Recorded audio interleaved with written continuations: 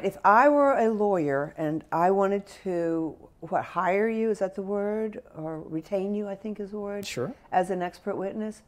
Can you kind of talk me through what would happen if I called you up and said, hello, Mr. J.R. Roberts, I'd like to talk to you about retaining you? What typically follows after that is a discussion of the specific fact pattern. What are the issues in the case? Very often it's a third-party criminal act, sexual assault that's occurred at a hotel, an assault at a bar, okay. A shooting in a parking lot. And either for plaintiff or defendant, we go over the fact pattern, and by asking a series of questions, and I often spend upwards of an hour with the attorney to make sure all my questions are answered. If I feel like the fact pattern merits it, I then proceed and am retained on their behalf. And obviously, if it's for the defense, then we're maintaining that that particular property met or exceeded a reasonable standard of care. So going back to that definition of crime prevention. All right. That security was adequate, that the crime was not foreseeable, that they had done everything a reasonable and prudent person could do to reduce the opportunity of crime. Conversely, if it's a plaintiff, then obviously, based on that same set of circumstances, if I look at that property and see there's been a long history of prior violent crime, if there was inadequate security or no security at all, then I come in and take the position that they failed to meet a reasonable standard of care, that they failed to have what we would call competent management in place to safeguard against the risk of crime and to ensure, to a reasonable degree of certainty, the safety and well-being of their patrons or tenants or guests or residents. Do you take every case that you get? No. Obviously, sometimes in that discussion, I feel like it's something I can't help them with for whatever reason. And in point of fact, of the 350 cases I've taken, I have probably declined an equal number. I probably decline as many or more cases as I accept. Right. And that could be for a variety of reasons. It could be that the area being discussed is out of my wheelhouse. I feel it's an area or a specialization that I want to refer to somebody else. Do you? Oh, quite frequently. I get a lot of calls for some reason on, can you help me understand how to train the security dog? No, I can't. About how the actual physical installation of an alarm works or doesn't work, that's not something I do. Cruise ship security. And there is a significant recurring pattern of violent crime that occurs on cruise ships, but that's not something that I do. Really? The other things I might decline, the other reasons I might decline a case are that I feel like they haven't given me sufficient time. I had a call just today from an attorney who wanted me to assess a case that they'd had for 2 years that was probably 1,400 to 1,600 pages of documents, a half a dozen depositions, interrogatories, pleadings, and then write a report, which means also evaluating and going to the property, all within a 5 or 6 week time frame, and that's simply not realistic. So I had to decline that case. Sometimes it's because I simply don't feel the chemistry's right. Either the attorney is somebody I don't think I can get along with, or vice versa. I'm, maybe not the easiest person to get along with sometimes too, so. Can cut both ways. Well, I've read quite a few of the comments written by people who rave about you. Apparently, they have very glowing things to say about you. Oh, well, thank you. It sounds like you have an awful lot of work. How many people do you have in your office? It's just me. I'm a sole practitioner, and that's important to me. There are literally other experts, and I don't condemn this. Everybody has their own approach and methodology, but there are literally other experts who do the same thing that I do, that I frequently am on the other side of in a case, either for defendant or plaintiff, and they have literally handed over thousands of pages of depositions to an intern or to a student to summarize for them. So they're literally not reading everything connected to the case. And I like to think by having a complete hands-on from the moment I receive something to the moment I appear and testify at trial, that I have a thorough and deep understanding of everything connected to that case, myself and myself alone. How can they qualify themselves to testify if they haven't read it? Well, they've read a synopsis of it. Somebody else has decided what was important for them to see. I think that's a risky thing to do. Yeah. I like to be prepared on behalf of my client when I go into trial, when I go into deposition. But everybody has their own approach. Okay. You've written quite a few papers also, I've noticed, on your website. Thank you for visiting my website. I did. Yes, I did. I visited. It's a very, very nice website, actually. It's Thank you. Nice layout and pictures and things like that. Photographer's quite interesting.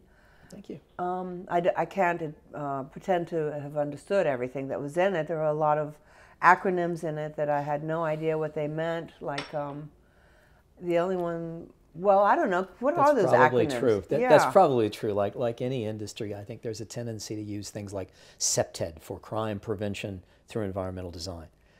Things like the broken windows theory, which is an order maintenance component of CPTED, which has taken on a life of its own in particularly Kelling and Coles. George Kellings and Catherine Coles wrote a wonderful book and received recognition nationally for their work in writing about broken windows. Do you mean literally broken windows when you say broken windows? Well, the broken windows theory starts there. You mean you have a broken window in a building? Well, that's the best analogy or metaphor we use for social decay and decline. That if someone breaks a window in a building and that window is not repaired within a certain period of time, it sends a signal that there's a lack of territorial control over that space, that there's no capable management in place. The neighborhood is decaying. Or that particular building is vulnerable and may remain vulnerable because nobody's exercising control over the space. And so next we have graffiti, and then we have public drunkenness and public urination, and then we'll have, in New York, people were surprised when they cracked down on the squeegee men, the people that would jump out and wash cars who were unwanted. Yes, yes. And yet the activity, which was an illegal activity, was actually contributing to and escalating to other kinds of violent crime, snatch and grabs and carjackings. And so the idea of broken windows is by having an order maintenance situation in place, by taking territorial control, you send a signal. This property is being watched. It's not going to be, and going back to our definition, it's not quick, it's not easy, it's not low risk. It's a higher risk to the potential criminal, to the opportunistic offender. Sure. It's the very definition of what we would call target hardening and risk transference. And by that I mean we take the bad guy and send him next door.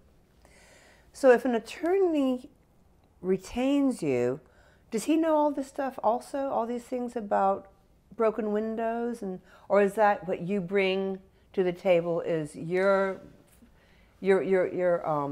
field of expertise? Well, it's always helpful when attorneys have a base of knowledge, but this isn't their area of expertise any more than I would presume to practice law or write a brief. I don't expect them to have a working knowledge in depth of some of these concepts. Okay, all righty. You didn't come about this profession in a traditional manner in any way, did you? I think that's an understatement, no. As I mentioned earlier, it was a series of happy accidents. I encountered these remarkable people during the path of my career, beginning as a very young man coming out to Los Angeles and working as a private investigator. I was mentored by Eddie Egan. And you're probably too young to remember. Most people may be too young to remember.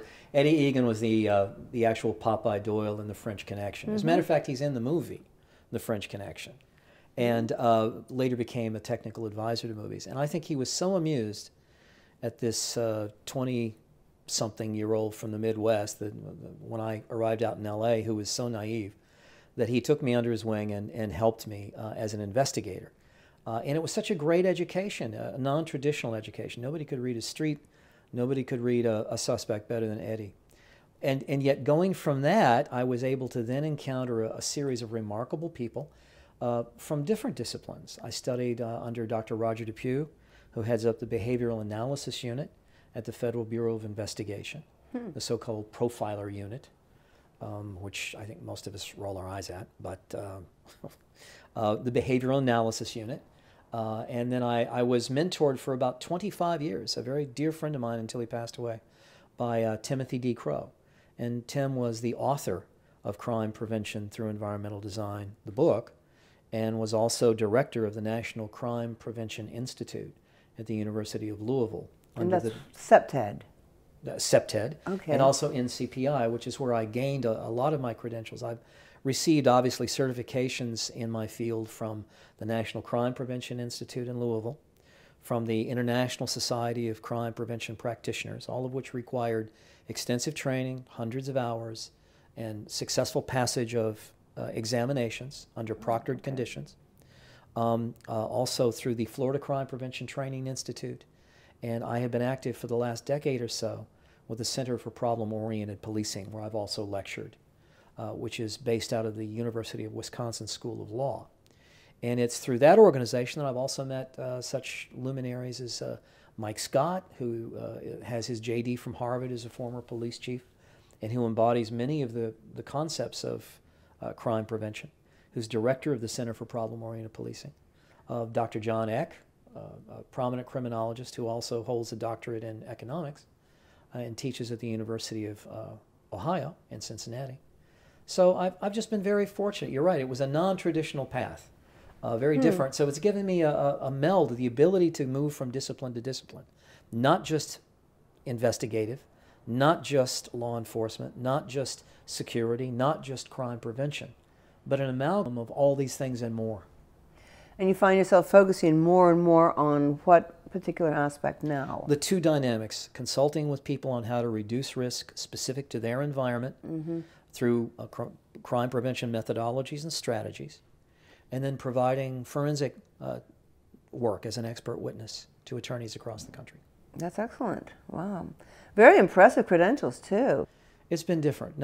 I'm never bored in the work that I have, even sure though I'm dealing with some pretty horrific cases, done a lot of interviews with people on death row and things of that nature, constantly observing and experiencing the worst in human behavior. But out of that, you hope that you make a difference, and that on the other side, we can learn and be more effective in preventing some of these tragedies.